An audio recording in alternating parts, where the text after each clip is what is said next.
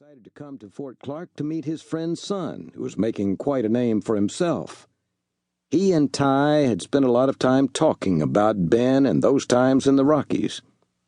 Buff never spent a day in school, so he could not read or write, but he could give an officer who graduated from the Point a number of lessons they were not taught at any school in fighting Indians.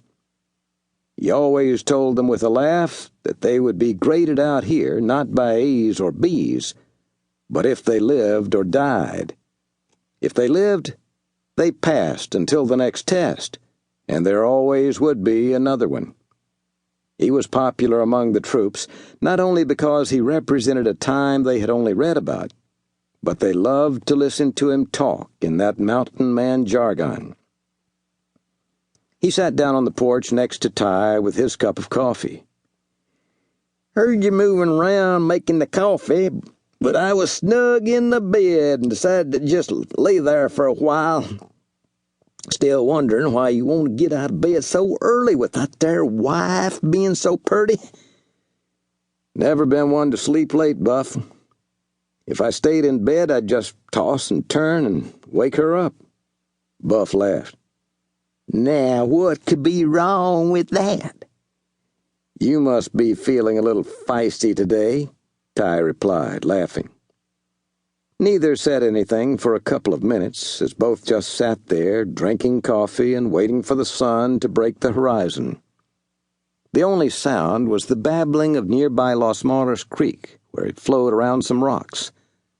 Buff knew his friend was troubled. He broke the silence. "Little nervous about today?"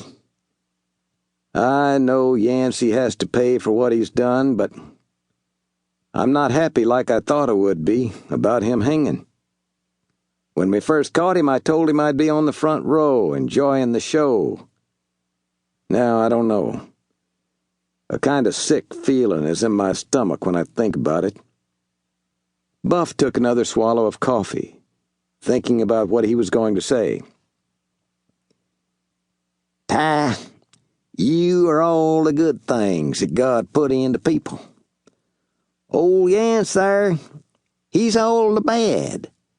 The good book says that everyone has to answer for his life on this here earth. It says man reaps what he sows, or something like that. That there man done a lot of bad things, and he has to answer for 'em to the man upstairs. You did this country a big favor by bringing him in. Saved a lot of lives."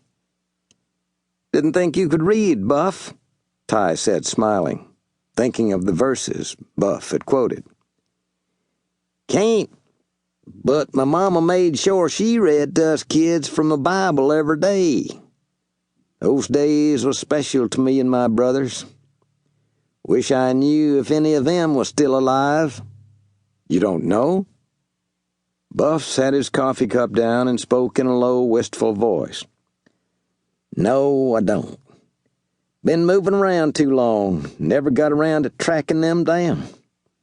Onlyest thing other than not seeing your pa again before he died that I regret." Tye thought for a few minutes and came up with the idea that maybe the Army could help Buff track his relatives down. He would check with Major Thurston on it. "Let's get another cup, Buff. It's still an hour or so till first light."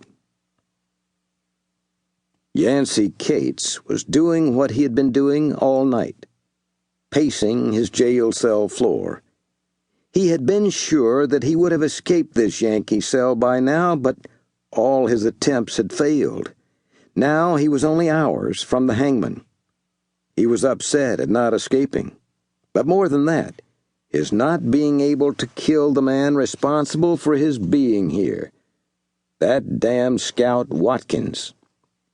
He and a few soldiers had killed his whole gang, including his brother. He had sworn to escape and kill Watkins the first time he saw him with no warning. "Looks like that ain't happening," he thought to himself. "Damn," he cursed. "You say something, Yancey?" the guard asked. "Go to hell, you Yankee bastard." "I might, Yancey, but guess what?